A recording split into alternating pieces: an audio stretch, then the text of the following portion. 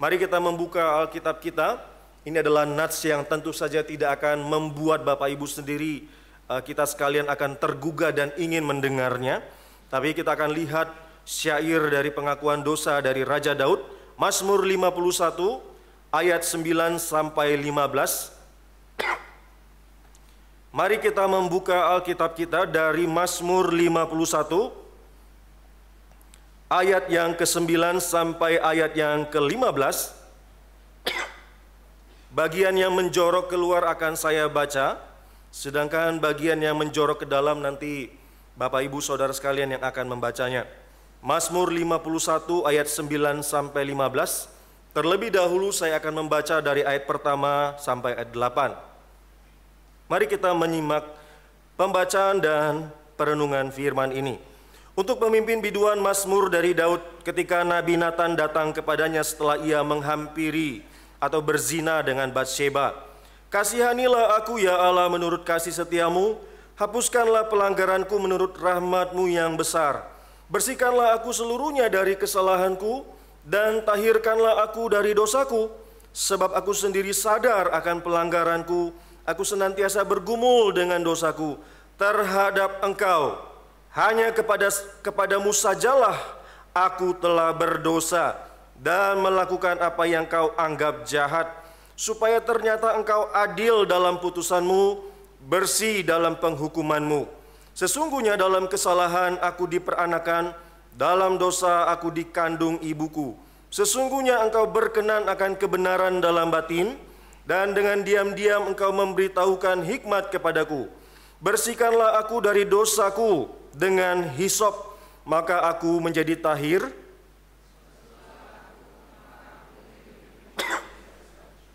Biarlah aku mendengar kegirangan dan sukacita. Sembunyikanlah wajah-Mu terhadap dosaku. Jadikanlah hatiku tahir ya Allah. Janganlah membuang aku dari hadapan-Mu. Bangkitkanlah kembali padaku kegirangan karena selamat yang daripada-Mu. Maka aku akan mengajarkan jalan-Mu kepada orang-orang yang melakukan pelanggaran. Saya akan bacakan sekali lagi ayat 9 sampai ayat 15 bagi Bapak Ibu dengan beberapa penekanan. Bersihkanlah aku daripada dosaku dengan hisop, maka aku menjadi tahir. Basuhlah aku, maka aku menjadi lebih putih dari salju. Biarlah aku mendengar kegirangan dan sukacita. Biarlah tulang yang Kau remukan bersorak-sorak kembali. Sembunyikanlah wajah-Mu terhadap dosaku. Hapuskanlah segala kesalahanku. Jadikanlah hatiku tahir ya Allah. Perbaharuilah batinku dengan roh yang teguh. Perhatikan bagian ini. Perbaharuilah batinku dengan roh yang teguh. Janganlah membuang aku dari hadapan-Mu, dan janganlah mengambil roh-Mu yang kudus daripadaku. Janganlah mengambil roh-Mu yang kudus daripadaku. Bangkitkanlah kembali padaku kegirangan karena selamat yang daripada-Mu. Lengkapilah aku dengan roh yang rela. Lengkapilah aku dengan roh yang rela. Maka aku akan mengajarkan jalan-Mu kepada orang yang melakukan pelanggaran, supaya orang berdosa berbalik kepadamu. Mari kita bersama-sama berdoa di hadapan Tuhan. Saya mengajak untuk Bapak Ibu Saudara sekalian berdoa bagi depan, belakang, kiri, dan kanan. Dan juga doakanlah hamba Tuhan. Mari kita bersama-sama berdoa di hadapan Tuhan. Bapa di dalam sorga, kami bersyukur jikalau kami pada hari ini boleh berkesempatan beribadah kepadamu. Kami boleh diberikan kenikmatan yang tertinggi datang beribadah kepada Tuhan. Tidak ada panggilan yang begitu mulia yang datang dari Allah yang ditibakan kepada umat yang lain kecuali umat yang ditebus oleh Kristus, agar kami datang berhadapan dengan Tuhan, menikmati satu cicipan relasi yang kelak dalam bumi dan langit yang baru akan kami nikmati, relasi di mana kami dapat muka dengan muka bertemu dengan Tuhan kami. Maka ketika kami datang beribadah kepada Tuhan, jangan lewatkan satupun dari kami. Berkati segenap umat Tuhan, anak-anak Tuhan, dari yang muda sampai yang tua. Biarlah kiranya kami duduk diam mendengarkan firman Tuhan, baik yang menyampaikan maupun juga yang mendengarkan firman. Teguhkanlah kami, sebab kami sama-sama duduk diam mendengarkan pengajaran firman di kaki Tuhan. Inilah doa dan permohonan yang boleh kami naikkan pada pagi hari ini. Demi dan dalam nama Tuhan Yesus Kristus, kami telah naikkan doa ini dan kami telah mengemis kepada Bapa di sorga. Amin. Bapak Ibu Saudara sekalian, ini adalah syair pengakuan dosa yang datang dari Raja Daud. Kalau Bapak Ibu lihat bahwa syair ini muncul setelah kemudian si Raja Daud ini berzinah dengan Batsyeba. Siapakah Batsyeba itu? Batsyeba itu adalah anaknya Eliam bin Ahitofel. Ahitofel siapa? Ahitofel adalah penasihat raja, yang nanti kemudian pada saat Absalom muncul, Ahitofel ini ingin menunggang balikan kerajaan Daud. Jadi romansa atau kekotoran politik sebenarnya sudah ada zaman dahulu. Jadi Batsyeba ini ternyata bukan orang sembarangan. Ini adalah orang yang ternyata dekat dengan wilayah kekuasaan politiknya Raja Daud. Dia adalah cucu dari Ahitofel. Jadi Batsyeba ini sebenarnya bukan orang sembarangan juga.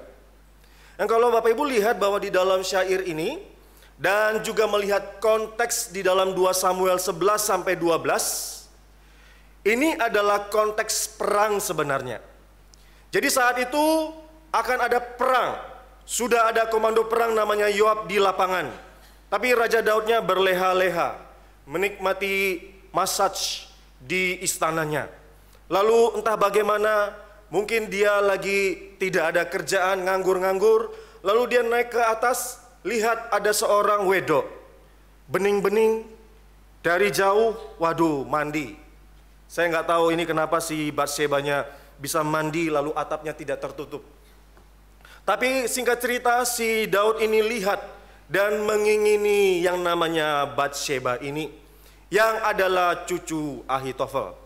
Tapi perhatikan Bapak Ibu, sewaktu akhirnya si Daud ini melangsungkan hubungan gelap dengan Batsyeba, tidak hanya melangsungkan hubungan gelap, dia merekayasa agar si Uria suaminya Batsyeba ini taruh di medan perang yang paling ganas. Tapi Yoabnya mundur supaya si Uria ini mati, dan singkat cerita dia mati. Lalu kemudian bebaslah, dan kemudian Daud mengambil Batsyeba ini menjadi istrinya. Bayangkan ini, waktu Daud melakukan dosa dalam konteks peperangan, peperangannya berhasil dan menang. Di dalam perjanjian lama, kalau lagi perang, kalau itu kalah, biasanya pasti selalu ada di antara mereka yang melakukan kesalahan atau dosa. Sehingga akan ada raja ataupun nabi yang kemudian berteriak kepada Tuhan, kenapa perang kami kalah? Kami sudah melangsungkan tata laksana liturgi yang sangat ketat, sudah dijaga, harusnya menang. Tapi kok kami kalah? Nah, kalau di dalam kondisi itu baru diketahui ada yang salah, ada yang bermasalah, ada yang melakukan dosa sehingga mengakibatkan perang ini kalah. Tapi heran Bapak Ibu, dalam konteks perangnya Daud, dia lagi perang, tidak ada di situ, yang ada hanyalah Yoab. Dia sedang asik-asik, dia sedang pergi hubungan gelap dengan Batsyeba, menikmati hubungan di situ, tidak menikmati perang yang harusnya menjadi tugasnya dia, sedang berdosa dia, tapi perangnya berhasil dan menang.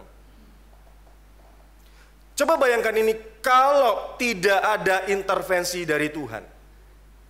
Kalau tidak ada intervensi dari Nabi Nathan. Siapa yang menyangka bahwa ternyata ada raja yang dihormati di dalam Yehuda, kerajaan Israel itu, ternyata dia melakukan dosa yang sangat besar kepada Allah.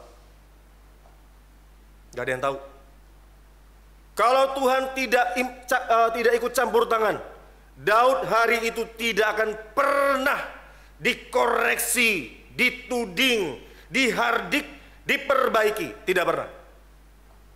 Tapi justru karena Tuhanlah mengutus Nabi Nathan, langsung kemudian datang kepada Raja Daud, mengoreksi apa yang terjadi dengan dia, bahwa selama hidupnya dia, sebelum perang itu dia sudah melakukan perzinahan, dosa yang sangat besar. Bukan hanya soal perzinahan, dia sudah manipulatif juga secara jahat pula. Dia menginginkan kematian Uria supaya dia bisa mengambil Batsheba ini. Dia begitu besar dosanya dan dihardik oleh Nathan. Tapi uniknya, dia tidak menyangkali. Coba perhatikan kisah antara Nabi Nathan yang diutus oleh Allah yang kemudian menghardik kesalahannya Daud. Kita tidak menemui bahwa di dalam kisah dari 2 Samuel 11 sampai 12 pun waktu kemudian Nabi Nathan datang kepada Daud, tidak ada dari mulut Daud bilang, "Hai Nathan, kamu itu hanya menyoroti satu angle saja, satu point of view saja. Kamu tidak tahu konteksnya. Buktinya tidak ada, video tidak ada. Mana bukti chat WA? Gak ada kan? Videonya mana? Kamu tidak bisa menghardik saya. Itu salah. Dan lagian Bapak Ibu, yang menghardik dia cuma satu orang. Gak ada kesaksian. Kesaksian yang sah kalau ada 2-3 orang. Tapi bayangkan ya, kita udah ada kesaksian 2-3 orang. Seringkali kalau dikoreksi, langsung tutup telinga, langsung tutup mata. Tidak ingin lagi dengar. Pokoknya itu salah. Tapi bayangkan Raja Daud, orang yang ganteng. Lebih ganteng dari Gong Yoo pastinya.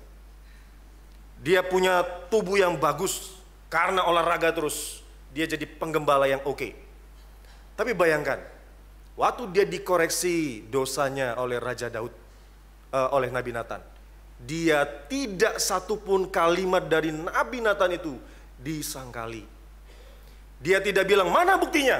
Gak ada loh. Kamu gak lihat kan Batsheba datang ke istana saya? Gak ada buktinya. Mana orangnya? Coba kasih tahu, validasi dong. Kamu datang soal senat dewe gini, cuma satu orang lagi. Mungkin ya kamu itu hanya minum antimu terlalu banyak sehingga terlalu nyenyak tidurnya, sehingga kemudian kamu seolah-olah berpikir bahwa Tuhan sedang memberikan wahyu kepadamu. Gak sah. Tapi heran, semua yang dikatakan oleh Nabi Nathan diterimanya dia. Semua yang diungkapkan Nathan tidak satupun dikesampingkan, tidak langsung dienyahkan semua itu. Seolah-olah Nabi Nathan ini ngawur, kamu tuh agak lain ya, kamu tuh agak gini loh.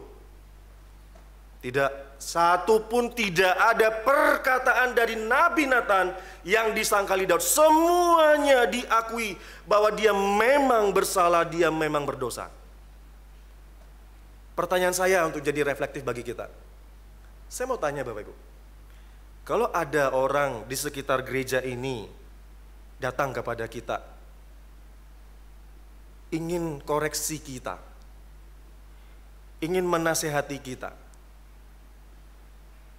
terimakah atau kita sangkali mereka? Mana buktinya? Kamu pencemaran nama baik. Waduh. Bukankah kita bisa biasa begitu? Diskursusnya panjang, padahal sekedar bisa mengakui, udahlah salah, memang salah kok, gak harus menuntut bukti lah. Tapi herannya Bapak Ibu, Nabi Nathan kalau hidup di zaman modern sekarang, kalau dia menuntut bukti itu bisa. Tapi entah kenapa waktu Nabi Nathan itu datang menghardik Daud, tidak satupun perkataan dari Raja Daud ini disangkali semuanya. Tidak satupun tuduhan yang diberikan, hardikan dari Nabi Nathan ditujukan kepada Raja Daud. Raja Daud menolaknya, mendinainya, menyangkalinya. Justru dia terima. Raja Daud menyadari bahwa kalaulah saya berdosa, berarti saya juga melakukan pelanggaran. Dan ini tidak hanya relasi saya dengan Allah, tapi juga menyangkut kerajaan dan juga sesama saya di wilayah kerajaan Yehuda atau Israel. Coba bayangkan ini Bapak Ibu, di dalam hidup kita tindakan kriminal tidak tentu dosa ya. Dosa tidak tentu tindakan kriminal. Kalau saya katakan saya berbohong, tidak ada pasal undang-undang yang kemudian mengikat yang mana saya berbohong lalu kemudian dihukum penjara, tidak ada. Kecuali nanti ada sangkut paut dengan orang lain dan pencemaran nama baik. Nah itu baru. Tapi kalau berbohong itu sendiri, apalagi soal makanan. Kalau istri tanya, kamu hari ini makan apa? Ah iya, makanan yang sehat-sehat. Bohong itu ada daging di seladi gigimu. Itu berbohong toh ya. Tapi seringkali ya oke lah, gak apa-apa lah, cuma sedikit saja lah, gak apa-apa toh. Tapi itu sudah berbohong kan ya? Sudah berbohong itu. Tapi tidak ada pasal undang-undang dari Republik Indonesia, undang-undang yang mengatur tindak pidana berkaitan dengan bohong soal makanan. Wah bahaya kalau para suami semuanya berbohong karena makanan. Dipenjaralah para suami. Tapi bayangkan dosa, apa yang termasuk dosa bukanlah kategori pelanggaran, apalagi tindak pidana. Tapi Daud menyadari dosa itu tidak melulu hanya dosa. Dosa itu menyebabkan seluruh relasi dirinya dengan dirinya dengan Allah, dirinya dengan sesama, itu hancur, berantakan, dan tidak harmonis. Sehingga di dalam syair ini kita melihat bahwa dia berkata, kepada engkau sajalah aku berdosa. Dia tujukan kepada Allah, karena waktu dia berdosa itu bukan kepada sesama. Kalau sesama itu relate pelanggaran atau hukum pidana, tindakan kriminal, kejahatan. Tapi Daud menyadari apa yang dia lakukan, pelanggaran, tindakan kriminal, basis yang paling dasar itu adalah dosa. Kalau dosa berarti ini berkait dengan saya oposisi terhadap Allah. Bapak Ibu Saudara sekalian, kalau oposisi terhadap Allah tidak main-main. Kalau saya oposisi kepada Bapak Presiden, dia adalah pribadi bersalutkan darah daging. Saya juga pribadi bersalutkan darah daging. Diatur konstitusinya. Kalau saya melakukan tindak pelanggaran kepada dia, tindak kriminal kepada dia, dihukum menurut hukum perundang-undangan di Indonesia. That's why hukumnya ada batasnya. Penjara berapa lama? Berapa bulankah? Berapa tahunkah? Kalau berat baru hukuman mati. Tapi kalau saya berdosa kepada pribadi yang kekal, berapa lama saya harus dihukum? Apakah ada durasi waktunya? Gak ada. Kalau saya berdosa kepada pribadi yang kekal, hukum Indonesia tidak mengatur hubungan itu. Hukumnya Allah yang mengatur itu. Karena saya bertindak oposisi, melanggar kepada Allah, berarti saya dihukum menurut naturnya Allah. That's why Bapak Ibu, kalau Bapak Ibu berdosa, Bapak Ibu dibinasakan, mati selama-lamanya. Karena engkau sedang berdosa kepada pribadi yang kekal. Engkau sedang berdosa kepada pribadi di luar dimensi ruang dan waktu. Engkau sedang berdosa kepada pribadi yang dari kekal sampai kekal. Itu kenapa kalau manusia berdosa tidak mampu menanggung hukumannya. Bapak Ibu jangan gaya-gaya, saya bisa menanggung hukumannya. Gak bisa, gak bisa. Bagaimana mungkin kamu bersalutkan darah daging bisa berkata, aku bisa loh menanggung hukuman selama-lamanya? Ngawur Bapak Ibu. Itu aja gak waras itu. Logika Bapak Ibu gak jalan. Dan Daud mengerti, kalau dia berdosa kepada pribadi yang kekal, berarti seluruh kebaikan, keteraturan, harmonis, cinta kasih direnggut dari dia. Berarti Daud menyadari, kalau saya berdosa kepada Allah, implikasi ini kebaikan, tawa, sukacita, kebahagiaan, harmonis, air mata yang bahagia, tentu saja bukan yang menderita. Semua ini akan ditarik dari saya dan seluruh keluarga saya. Sekarang mau tanya lagi Bapak Ibu. Hopefully Bapak Ibu jangan, ini nanya-nanya terus ya. Ini vikaris gak kurang kerjaan, kurang kerjaan kan? Nanya-nanya terus ya, kayak kurang kerjaan makanya nanya terus. Coba kita pikir reflektif Bapak Ibu. Kalau saya berdosa, Bapak Ibu berdosa, dan konsekuensinya adalah segala hal yang baik ditarik. Kira-kira mungkin gak ya Bapak Ibu datang kepada Tuhan berkata, aku harusnya menerima kebaikan loh. Aku wajibnya itu dapat yang namanya harmonis loh. Harusnya keluargaku ini harmonis loh. Anakku ini yang dikaruniakan harusnya oke-oke loh. Kenapa kamu kasih anak yang seperti ini? Kenapa kamu kasih air mata kepadaku? Kenapa engkau kasih pergumulan yang tidak pernah henti-hentinya? Aku menuntut dari engkau Tuhan. Kira-kira waras gak Bapak Ibu datang kepada Tuhan begitu? Enggak. Yang sing waras itu, sing yang gak waras itu ya Bapak Ibu. Kalau datang kepada Tuhan lalu bilang, aku ini layak mendapatkan yang baik. Gak waras Bapak Ibu. Gak waras.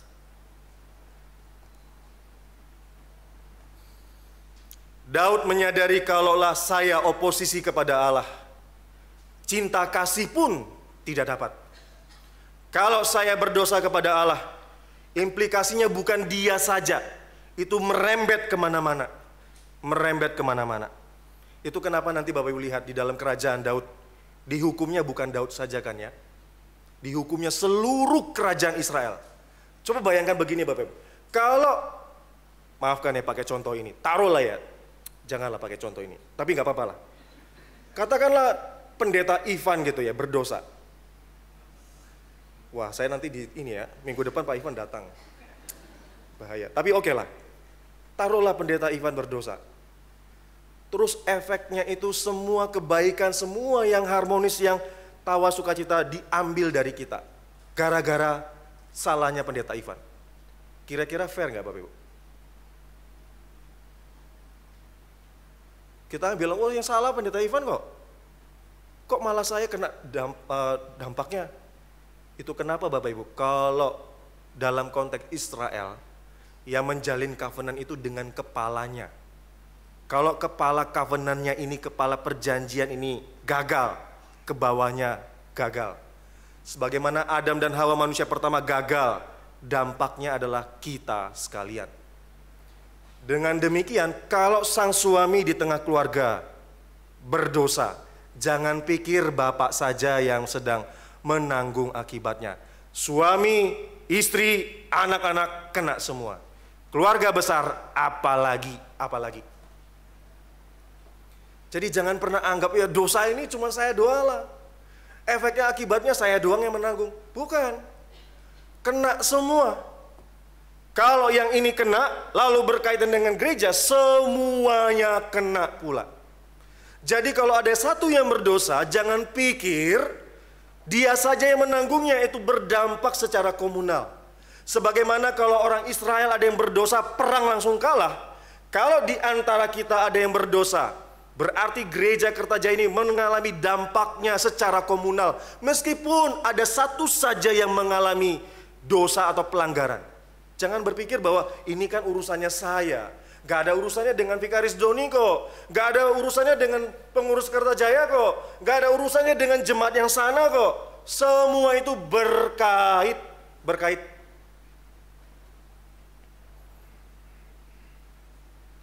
Tapi heran ya Bapak Ibu, firman Tuhan sudah kasih tahu bahwa dampaknya itu komunal.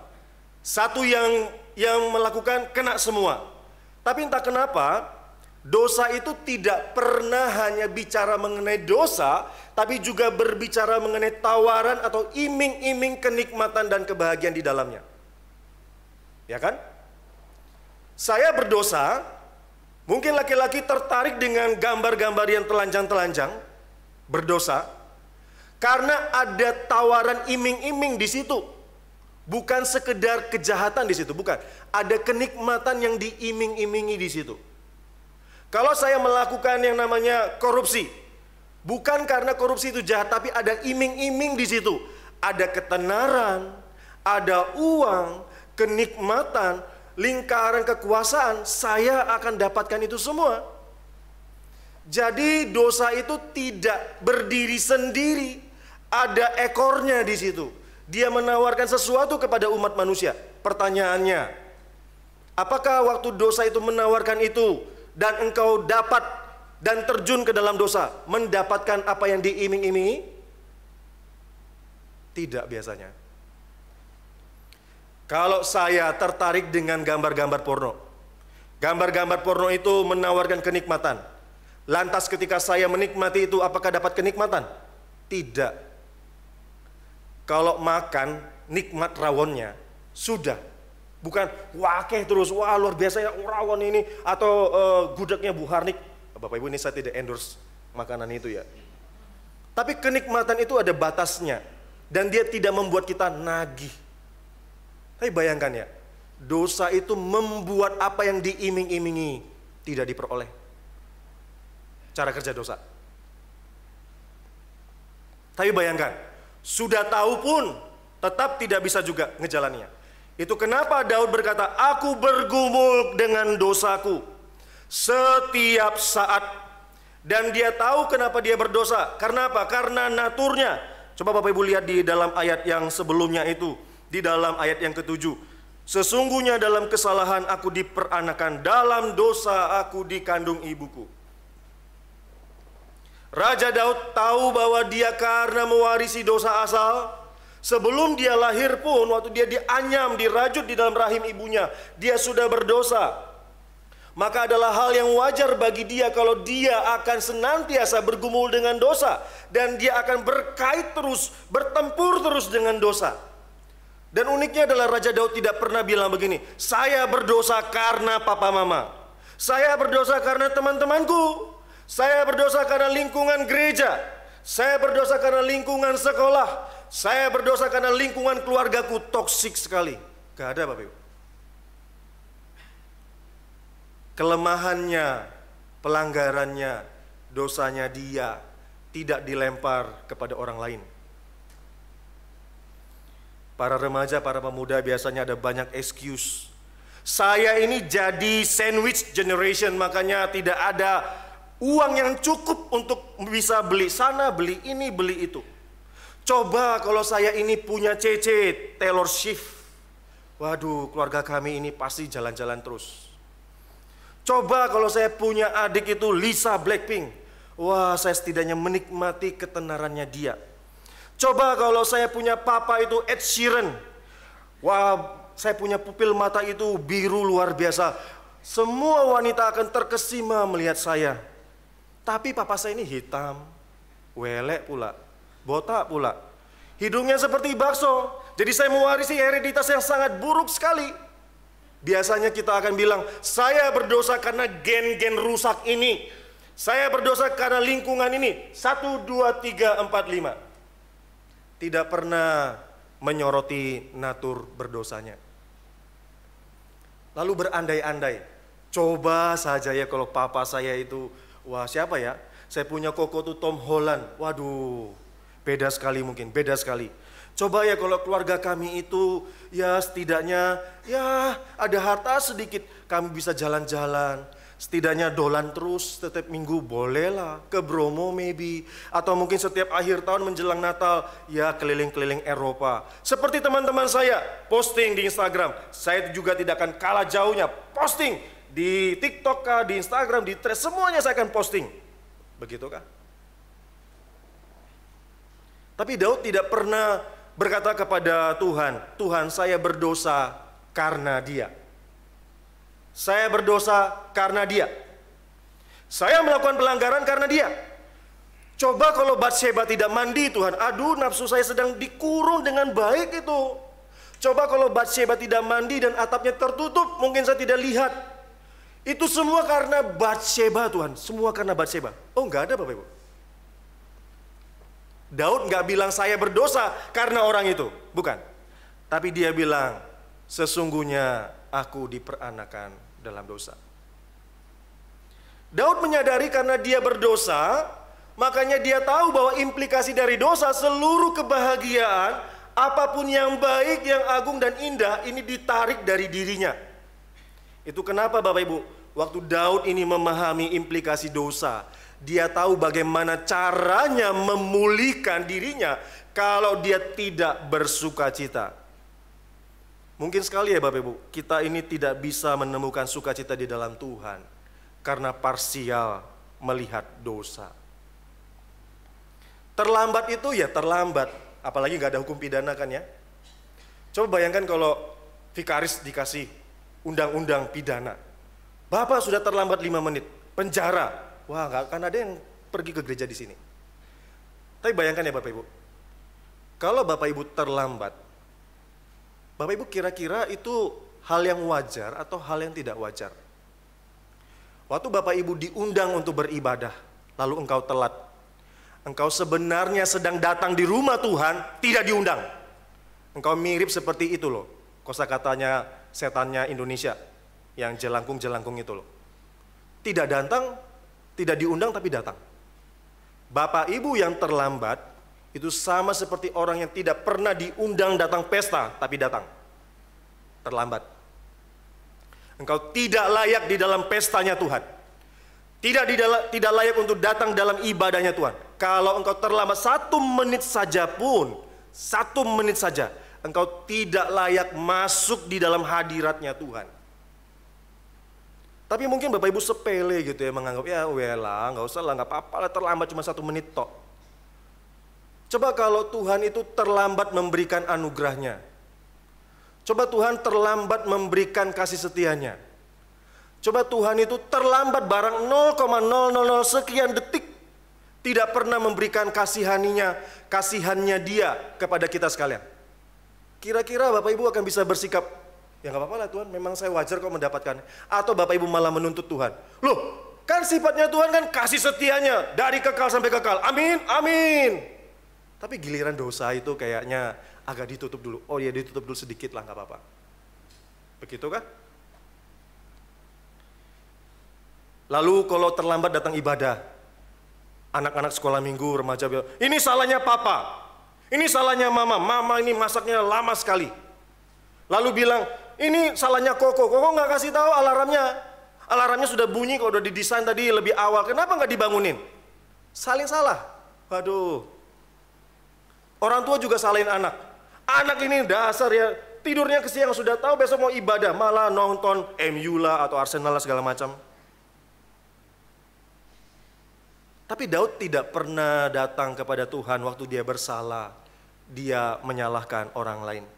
Dia tahu bahwa karena naturnya berdosa, makanya dia harus bergumul setiap saat dengan dosa itu sendiri. Dan dia memohon kepada Tuhan agar Tuhan itu menghapuskan dosa. Kenapa? Kalau dosa ada di dalam diri seseorang, ada di dalam sebuah komunal, berarti seluruh kebaikan, keagungan ditarik dari dirinya. Berarti supaya bisa menikmati sukacita, supaya bisa menikmati bahagia, supaya bisa menikmati tawa, supaya bisa menikmati kenikmatan, dosa ini harus dilenyapkan. Itu kenapa Daud bilang, Tuhan kasihanilah aku menurut kasih setiamu, hapuskanlah pelanggaranku menurut rahmat-Mu yang besar. Dia tahu supaya dia mendapatkan sukacita itu kembali, meskipun bahwa memang sekali selamat tetap selamat, tapi ketika berdosa, sukacita itu ditarik dari dirinya. Sukacita keselamatan itu ditarik dari dirinya. Dan dia meminta pengampunan agar Tuhan itu mentahirkan dia, memulihkan dia, menyucikan dia, sehingga dia menikmati kebahagiaan. 1, 2, 3, 4, 5. Mungkin sekali Bapak Ibu yang menikmati anugerah keselamatan, sudah selamat memang, tapi tidak pernah menikmati sukacita setiap saat. Karena kita itu kadang-kadang bergumul dengan dosa dan jatuh di dalam dosa, sehingga engkau tidak menikmati sukacita keselamatan. Keselamatan itu satu sisi Bapak Ibu, tapi di dalam keselamatan itu ada sukacita yang sangat berlimpah sekali. Mungkin Bapak Ibu hanya menikmati statusnya saja, sudah diselamatkan, iya, tapi tidak pernah menikmati sukacita keselamatan. Sama seperti seorang anak ada di dalam keluarga, menikmati status di dalam keluarga itu, tapi tidak pernah menikmati relasinya dengan papa dan mamanya. Salah siapa coba? Ya anak itu. Kalau berkait dengan kita, salah siapa? Ya salah kita. Kita hanya taunya, pokoknya kan sekali selamat tetap selamat kan ya? Oh saya sudah diselamatkan kok. Kok saya nggak pernah menikmati sukacita itu? Karena engkau masih berkungkung di dalam dosa. Engkau tidak pernah datang kepada Tuhan dan mengakui dosamu. Engkau sekalian ini tidak pernah menghargai pemberian dari Tuhan. Coba bayangkan kalau Daud itu berkata kepada Tuhan, Tuhan, salah Nathan ini datang kepada saya. Wah, Daud itu tidak pernah dikonfront oleh Tuhan dan dia tidak tahu bahwa sumber sukacitanya dia adalah dari Tuhan dan yang mengakibatkan kesukacitaannya hilang karena dosanya. Mau tanya Bapak Ibu, kalau ada rekan-rekan umat Tuhan yang datang kemudian mendakwa Bapak Ibu, ini agak kasar sekali, menghardik Bapak Ibu, mengoreksi Bapak Ibu, akankah engkau menyambut itu sebagai utusannya dari Tuhan untuk mencegah engkau berdosa? Atau malah engkau menyangkali? Dan apakah engkau di dalam hidup ini yang telah Tuhan anugerahkan, engkau tahukah bahwa segala pemberian yang baik itu datangnya dari Tuhan? Ataukah engkau bilang, ya saya kan memang berdosa toh ya, tapi kan Tuhan itu punya sifat kasih setianya akan terus berlangsung setiap saat kan ya? Dalam Ratapan 3 ayat 23, anugerah Tuhan selalu baru pula. Ya harusnya dia masih memberikan anugerah itu dong. Harusnya dia bisa memberikan kebaikan itu dong. Meskipun saya berdosa, saya tetap harusnya bisa menikmati hal-hal yang baik dong. Dalam Katekismus Heidelberg, orang berdosa tidak layak datang kepada Tuhan meminta dia berhak mendapatkan hal-hal yang baik. Tidak bisa. Sebagaimana waktu berdosa langsung beroposisi dengan Allah, berarti orang itu waktu dia berdosa kepada Tuhan, dia tidak berhak, bahkan seharusnya tidak menikmati pemberian yang limpah dari Tuhan. Tapi lihat Bapak Ibu Saudara sekalian, Daud menyadari bahwa dia akhirnya meminta pengampunan, dan di dalam ayat 9 dia berkata, bersihkanlah aku dari dosaku. Diulangi lagi loh. Bersihkanlah aku dari dosaku dengan hisop, maka aku menjadi tahir. Basuhlah aku maka aku menjadi lebih putih dari salju. Bapak Ibu, ini dalam konteks dunia timur dekat kuno, kalau dikatakan basuh berarti itu seperti baju di laundry, mesti dikucek-kucek, mesti dilempar-lempar. Kalau kotoran di baju itu begitu beratnya, harus direndam berulang kali, lalu dikucek, dibilas lagi, lalu dibanting-banting supaya kotoran ini tanggal semua. Coba bayangkan ini ya.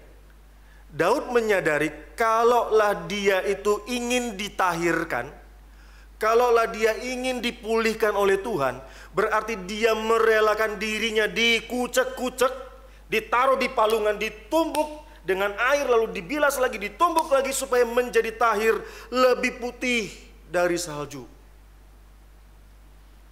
Tapi mau tanya, ketika Bapak Ibu melakukan pelanggaran dan dosa, apa dalam pikiran kita waktu berkata, ampunilah aku ya Tuhan dan tahirkanlah aku, basuhlah aku supaya aku menjadi lebih tahir lagi, lebih suci, lebih putih?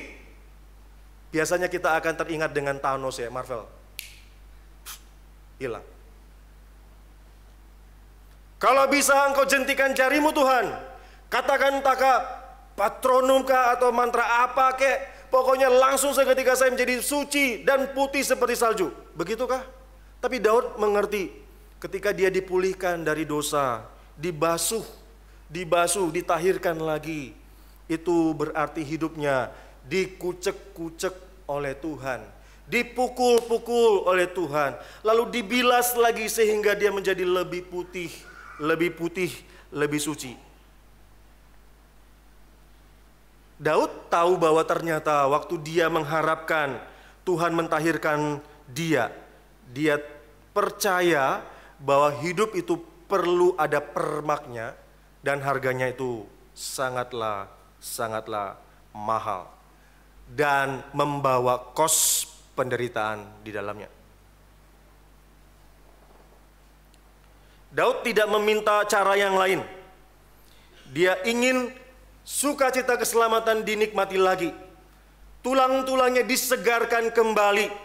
Sehingga waktu dia meminta ini, dia berharap kiranya Tuhan itu membasuh dia, mengkucek-kucek dia, sehingga dia kembali kepada posisi yang mulanya, yang berkenan di hadapan Tuhan. Waktu Daud meminta pembaharuan ini, waktu dia minta pengampunan ini, dia juga meminta roh yang rela. Coba lihat Bapak Ibu di dalam tadi ayat yang sudah kita baca di ayat 14. ketika dia meminta pengampunan dari Tuhan, ketika dia meminta pentahiran dari Tuhan, ternyata dia tidak berhenti di situ saja. Dia meminta roh yang rela. Rela untuk apa sih?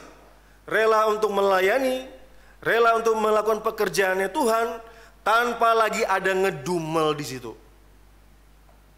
Daud menyadari kalau dia berdosa, roh yang kudus dari Allah itu ditarik dari dia. Kalau roh yang kudus dari Allah ditarik dari dia, berarti keberanian, bijaksana dalam memimpin kerajaan itu ditarik dari dirinya. Berarti kalau roh yang kudus dari Allah ini ditarik, dia tidak bisa lagi menikmati apapun yang baik. Bukan hanya bagi dirinya, tapi bagi segenap umat Israel. Dan dia meminta, Tuhan pulihkan lagi. Jangan pernah tarik rohmu yang kudus itu.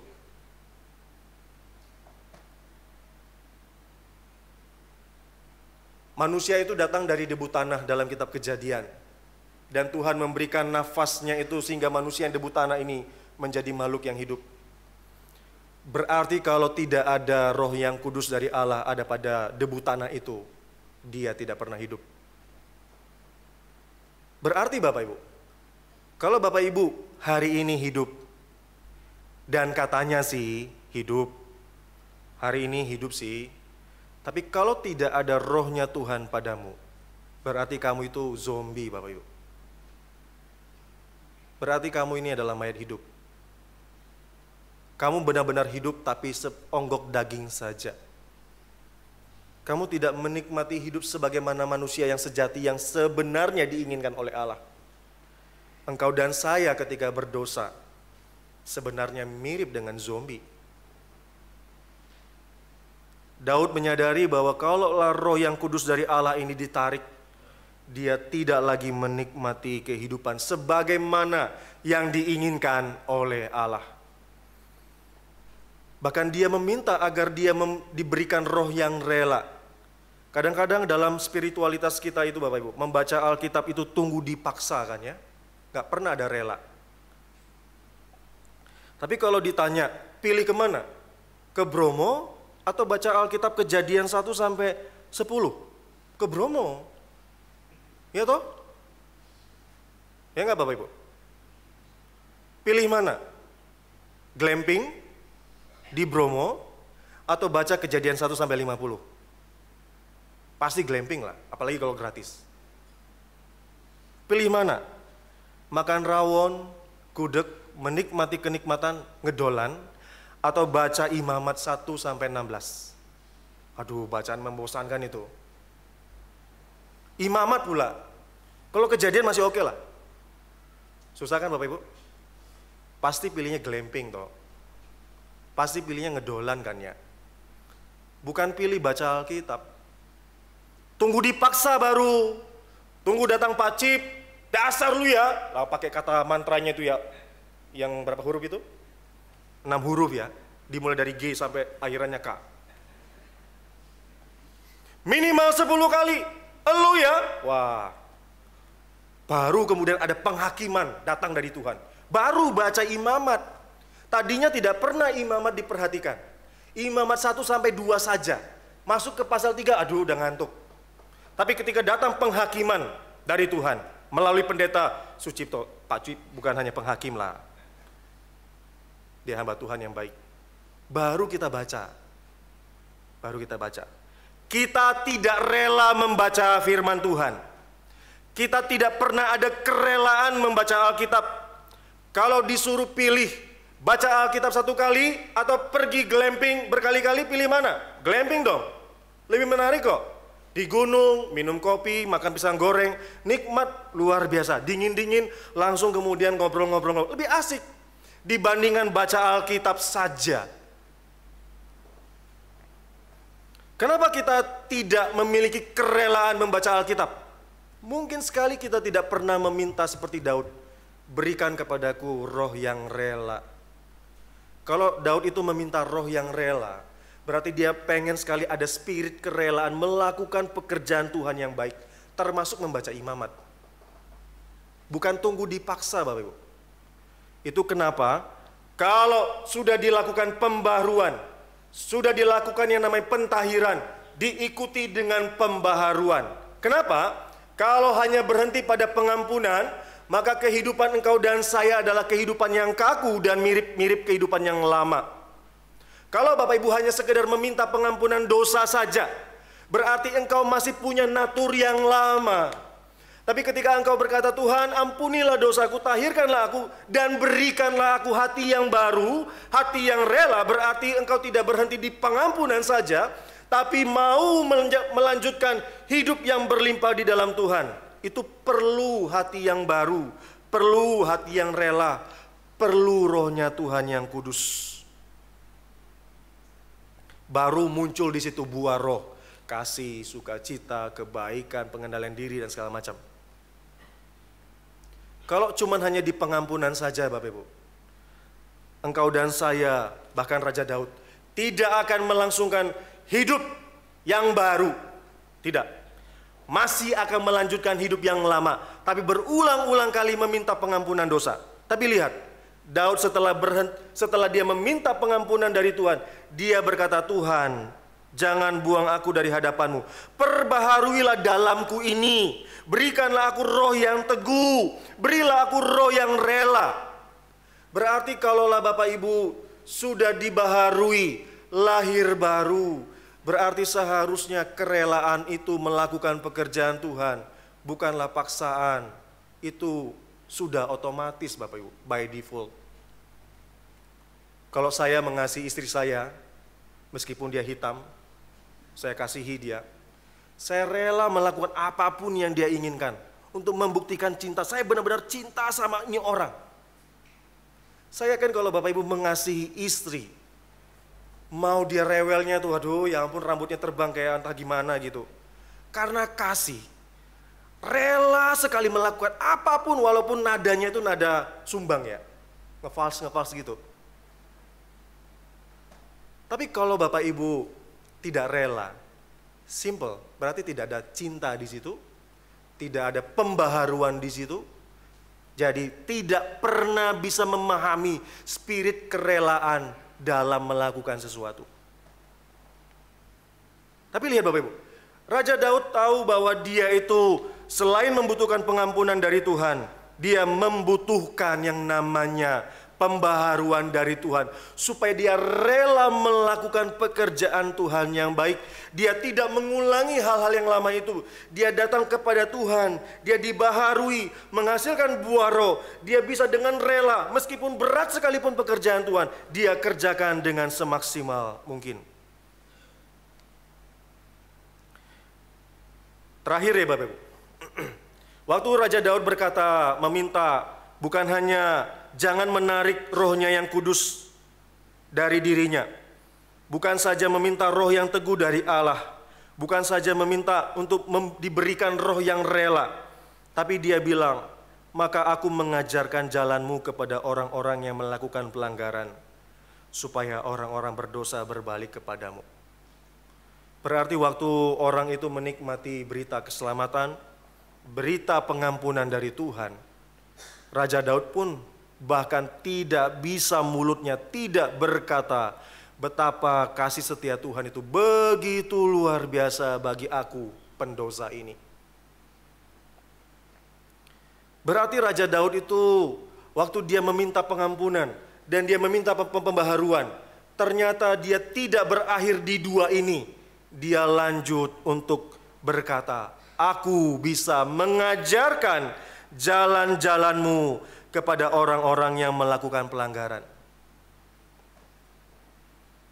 Berarti waktu orang itu sudah mengaku dosanya, lalu kemudian diberikan hati yang baru, berarti bibir lidahnya itu tidak berat untuk men-sharingkan betapa besarnya cinta kasih Tuhan. Ketika orang menikmati pengampunan dosa dari Tuhan, dia menikmati pembaharuan dan hidup yang baru, berarti hidupnya sudah pasti mencerminkan kemuliaan Tuhan. Dan disitulah jalan untuk kemudian sharing betapa besarnya jalannya Tuhan. Betapa jalan Tuhan itu melampaui akal dan makrifat yang sangat berharga, murah hati kepada para pendosa. Dan bayangkan dia berkata, supaya orang-orang berdosa berbalik kepadamu. Berarti orang-orang komunitas gereja adalah orang-orang yang tahu betapa besarnya pengampunan Tuhan. Dan karena tahu betapa besarnya pengampunan Tuhan, berarti tahu toleransinya kepada orang lain yang belum bertobat. Kadang di gereja itu heran ya Bapak Ibu. Kalau ketemu dengan orang LGBT, aduh itu benar-benar najis sekali. Langsung dijauhi. Kalau ketemu di dalam gereja ada yang bekas perampok, langsung dompetnya dijaga. Awas itu ya perampok ya, perampok gitu. Kalau ada orang yang tukang koruptor, langsung dikasih tahu kemana-mana. Tahu nggak hari ini ada yang ikut ibadah tukang korupsi loh. Padahal dirinya melakukan dosa. Memang mungkin materialnya tidak gede seperti koruptor itu. Tapi sama-sama berdosa di hadapan Tuhan. Harusnya Bapak Ibu dan saya yang telah menikmati pengampunan dari Tuhan, pembaharuan dari Tuhan, Bapak Ibu harusnya memberitahu kepada orang lain betapa besarnya, luar biasanya jalan-jalan Tuhan. Supaya orang itu berbalik kepada Tuhan. Bukannya menjadi orang sok suci di dalam gereja, lantas kemudian mengenyahkan semua orang yang datang, padahal mereka adalah orang berdosa, butuh pengampunan dari Tuhan. Kita langsung seolah berkata, saya sudah suci, kamu belum. Silakan kamu pergi sana, jangan di sini. Di sini adalah komunitas orang suci. Siapa di antara kita dapat berkata kepada Tuhan, setiap saat dalam hidupku, dari Senin sampai Minggu, dari pagi sampai malam, saya tidak ada berdosa sekalipun? Siapa?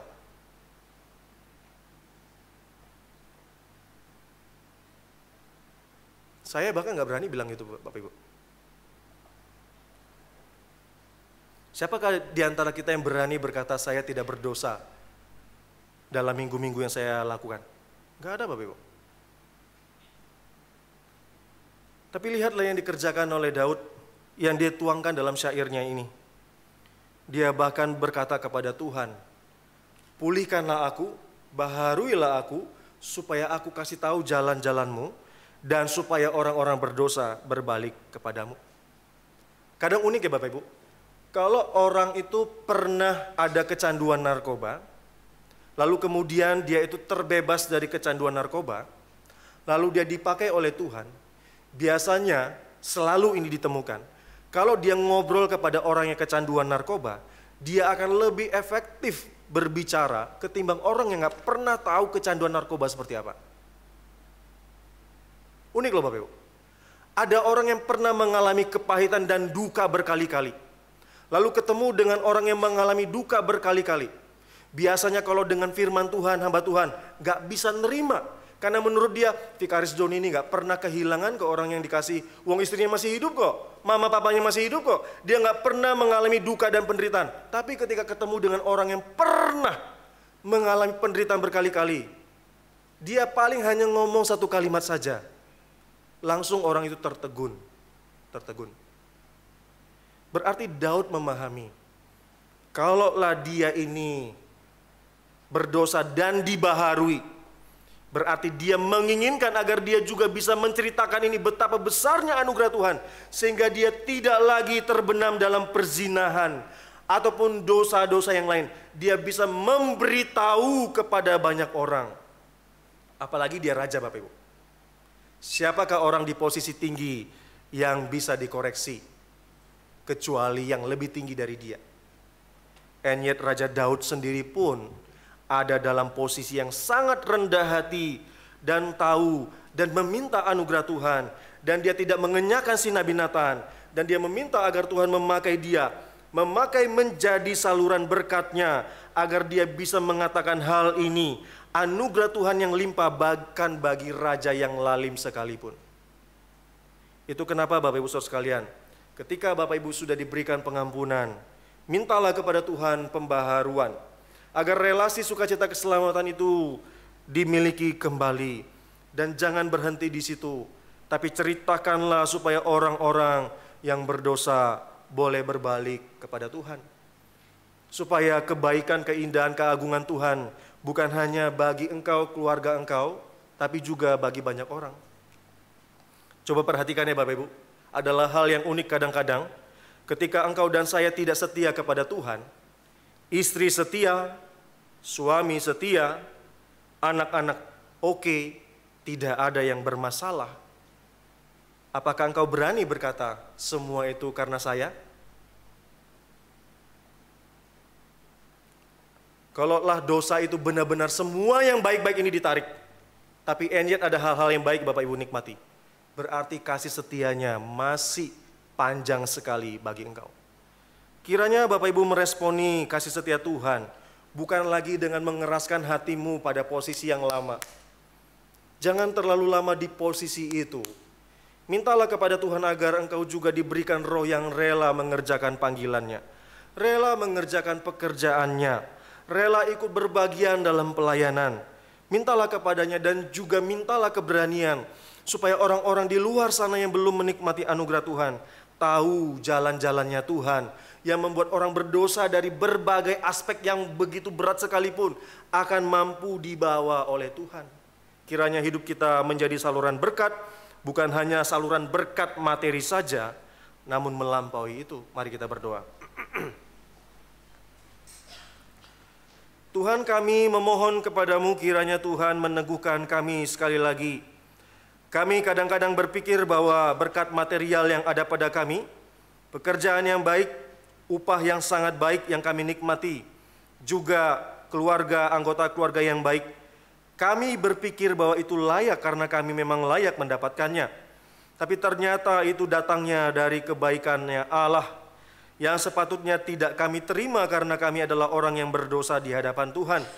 Namun Tuhan karena bermurah hati dan panjang sabar, Engkau masih memberikan kebaikan itu untuk kami nikmati. Kiranya kami melihat kembali posisi hidup kami, bercermin dari Raja Daud, orang yang tidak pernah berpikir secara menyangkali apapun yang dituding kepadanya.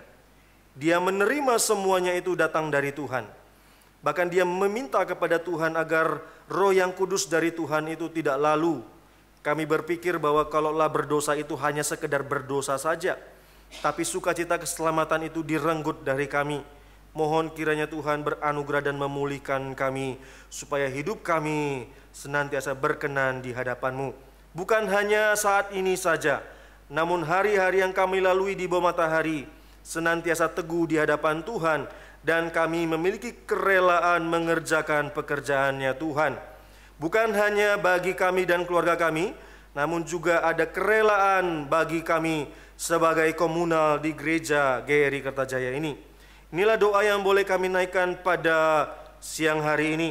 Demi dan dalam nama Tuhan Yesus Kristus kami naikkan doa kami, dan kami telah bersyukur kepada Bapa di sorga. Amin.